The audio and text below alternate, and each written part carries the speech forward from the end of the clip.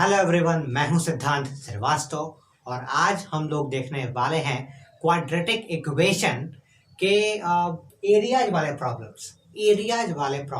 ठीक है, इसमें हम एक सवाल लेकर आए हैं जो सीबीएसई 2015 का है और इस सवाल को हम लोग देखेंगे कि किस तरीके से इसको सॉल्व करते हैं और इसके कॉन्सेप्ट को एकदम क्लियर कर लेंगे। आज रिपब्लिक डे है तो आपको हैप्पी रिपब्लिक डे। इसके अलावा आज सरस्वती पूजा है, तो आज सरस्वती पूजा के दिन अब आप निश्चय कर लीजिए कि आप अब हर दिन पढ़ाई करेंगे, रेगुलर पढ़ाई करेंगे और अपने एग्जामिनेशन में अच्छा सा अच्छा मार्क्स लेकर आएंगे।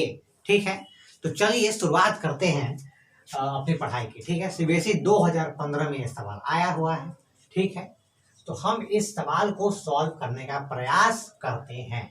The diagonal of a rectangular field is 16 meter more than the shorter side. If the longer side is 14 meter more than the shorter side, then find the lengths of the sides. एक rectangular field है, ठीक है। तो rectangle एक तरह का parallelogram भी होता है, ये आपको पता है। इसके अलावा इसमें ये खूबी होती है कि इसके सारे के सारे जो एंगल्स हैं वो 90 डिग्री होते हैं। ठीक है, सारे के सारे एंगल्स वो 90 डिग्री होते हैं। ठीक है, इसके अलावा एक डायगोनल क्या होता है इसके अंदर? डायगोनल ये हो जाएगा वो लाइन जो एक कोने को दूसरे कोने से जोड़ दे। ठीक है, तो वो एक डायगोनल माना जाता है, वो एक डायगोनल होता है।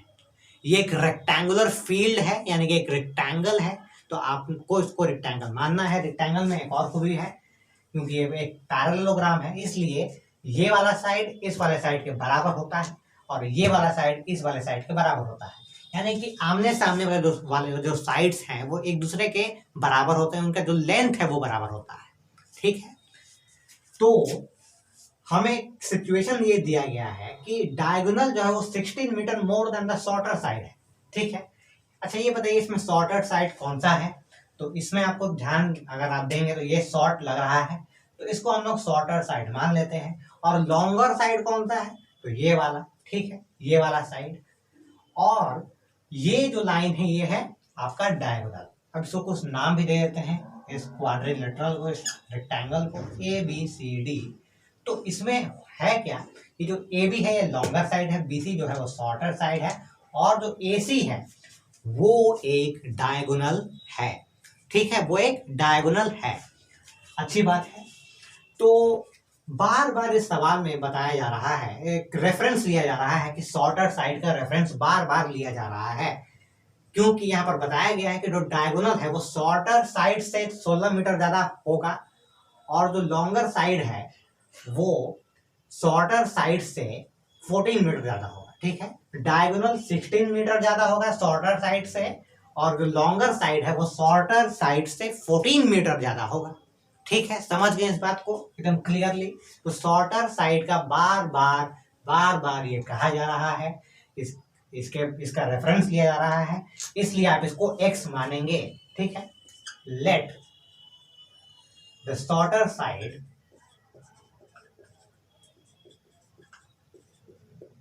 B x metres.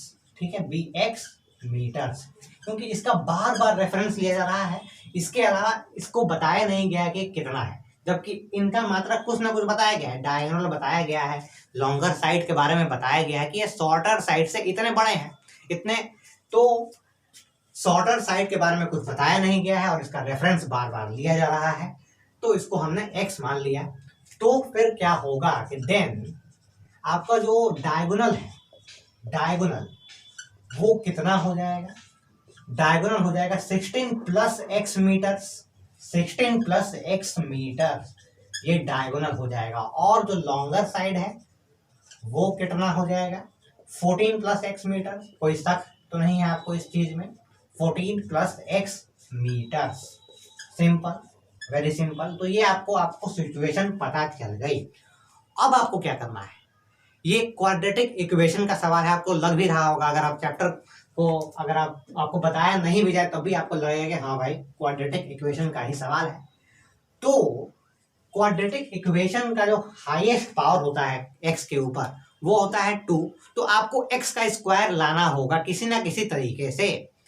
यहाँ पर सारे सिर्फ x अकेले हैं, तो x का स्क्वायर कैसे लाया जाए, कैसे एक क्वाड्रेटिक इक्वेशन बनाया जाए, x का वैल्यू निकाला जाए और इनका इसका जवाब दिया जाए। इसमें सवाल में पूछा गया है कि आपको बताना है length of the sides of the field, यानी कि आपको ए बी बताना है, बी सी बताना है, डी सी डी बताना है और ए डी बताना है।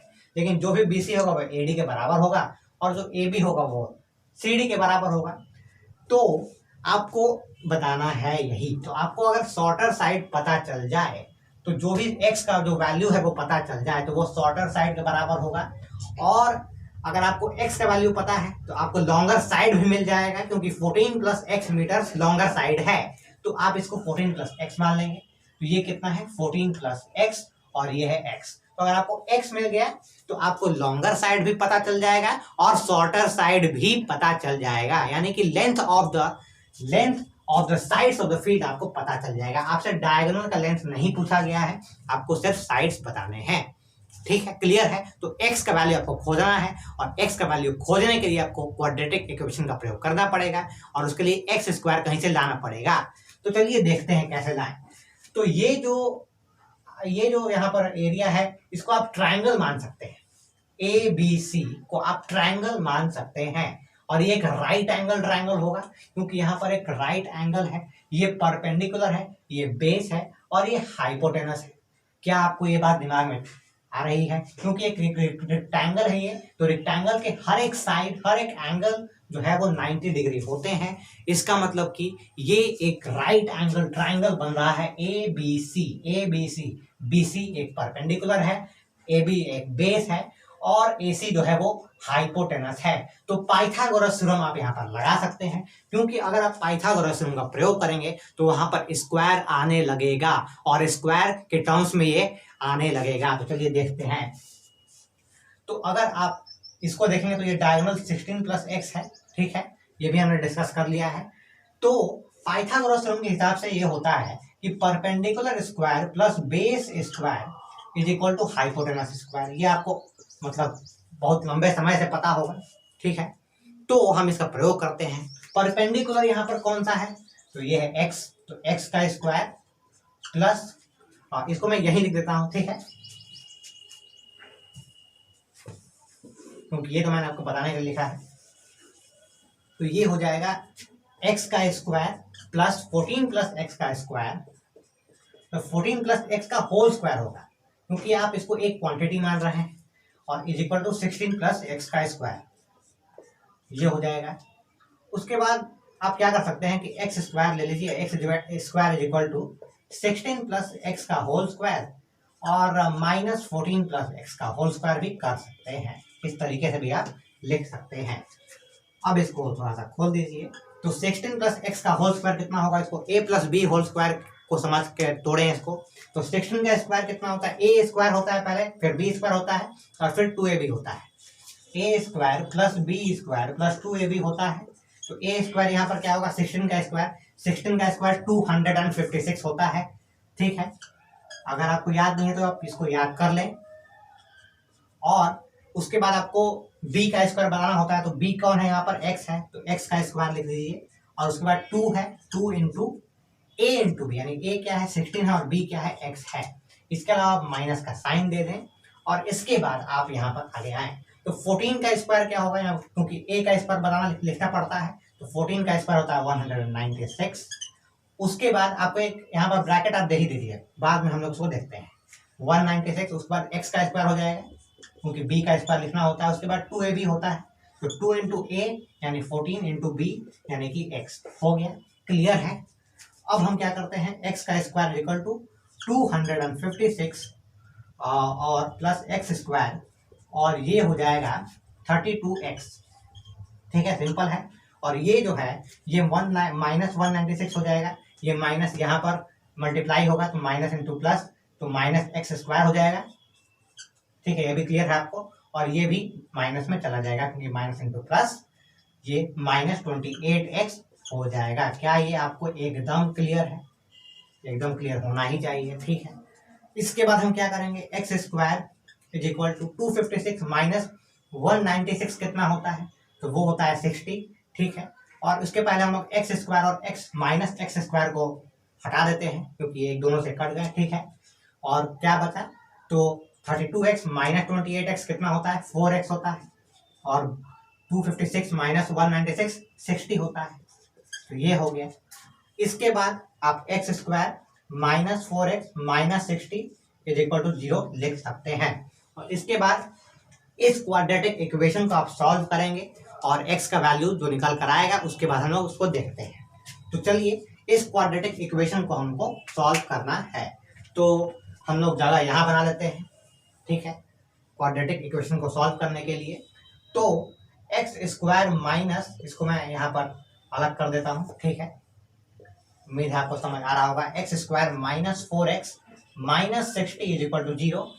और इसको अगर आप स्प्लिटिंग द मिडिल टर्म से फैक्टराइज करेंगे तो ये आपका निकल के आ जाएगा x square minus 10x plus 6x minus 60 is equal to 0। क्यों? क्योंकि माइनस 10 इंटू 6 माइनस 60 होता है और minus 10x plus 6x minus 4x होता है। तो ये एकदम क्लियर है आपको, स्प्लिटिंग द मिडिल टर्म का हमने यूज किया है। और इसके बाद क्या होगा, तो इसके बाद आप देखेंगे कि x को आप कॉमन ले सकते हैं और x माइनस 10 लिख देंगे और उसके बाद x माइनस 10 को यहाँ पर लिख देंगे और 6 को कॉमन ले लेंगे, इज इक्वल टू 0 हो जाएगा, ठीक है। तो हमने देखा कि क्या हो गया, यहाँ पर x माइनस 10 और x प्लस 6 हमारा बचने वाला है। तो अब हमें जगह तो मिल नहीं रहा है, तो मैं यहाँ क्या करता हूँ कि मैं इसको मिटा दूँ क्योंकि इसका तो अब ज़्यादा जरूरत लग नहीं रहा है, ठीक है। तो अब हम देखते हैं इसमें कि x माइनस 10 और x plus 6 is equal to 0 हो जाएगा। x माइनस 10 और x plus 6 is equal to 0 हो जाएगा। तो x इज इक्वल टू 10 आ जाएगा और x is equal to minus 6 आ जाएगा। लेकिन क्या x is equal to minus 6 applicable है यहाँ पर? क्योंकि आपने देखा होगा जो रेक्टेंगल था उसमें क्या शॉर्टर साइड जो x है वो माइनस 6 हो सकता है? नहीं हो सकता है। तो अगर वो माइनस 6 नहीं हो सकता है तो हमें इसको मानना होगा, x इज इक्वल टू 10 को हमें मानना होगा, ठीक है। तो अब बताइए कि x का वैल्यू तो 10 निकल गया, आपको ये क्लियर हो गया। तो दो आपको बताना क्या है, length of the sides of the field. तो x is equal to 10, x is equal to 10 कौन सा है? हमने शॉर्टर साइड को x मीटर माना था, यानी कि शॉर्टर साइड जो है वो 10 मीटर्स आ गया है। तो अब बताइए लॉन्गर साइड कितना होगा? लॉन्गर साइड होगा 10 प्लस 14, क्योंकि हमने साफ साफ लिखा है longer side is equal to 14 plus x metres, यानी कि 14 प्लस 10 मीटर्स कितना होगा? 24 मीटर्स। तो यही दोनों साइड्स हमारे निकल के आ गए हैं। तो आंसर क्या है? 14 मीटर्स और 10 मीटर्स। सिंपल है, एकदम क्लियर है, ठीक है। तो देखिए हमको x तक पहुंचना था, हमने शॉर्टर साइड को x लिया क्योंकि इसके बारे में बार बार रेफरेंस लिया जा रहा था। इसके अलावा रेफरेंस तो लिया ही जा रहा था, इसके अलावा इसके बारे में साफ साफ बताया भी नहीं जा रहा था। तो हमने शॉर्टर साइड को x मान लिया, डायगोनल 16 प्लस x होगा जैसे कि सवाल में दिया गया है, लॉन्गर साइड 14 प्लस x होगा।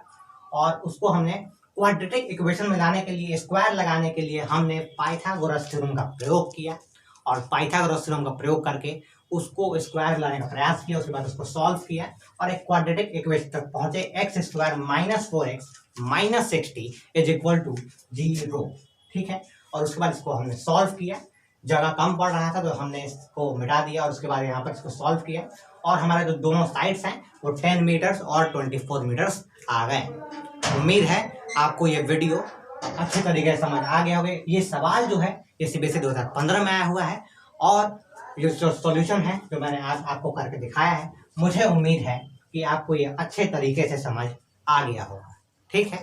मेरी कोशिश यही रहती है कि आपको पूरी तरीके से सिंपल भाषा में आपको पूरी तरीके से समझा दिया जाए सवाल को और सॉल्यूशन को, ठीक है। चलिए चलते हैं। Thank you for watching this video, goodbye and take care. और कोई भी परेशानी हो किसी भी सब्जेक्ट में आप कमेंट बॉक्स में लिख सकते हैं।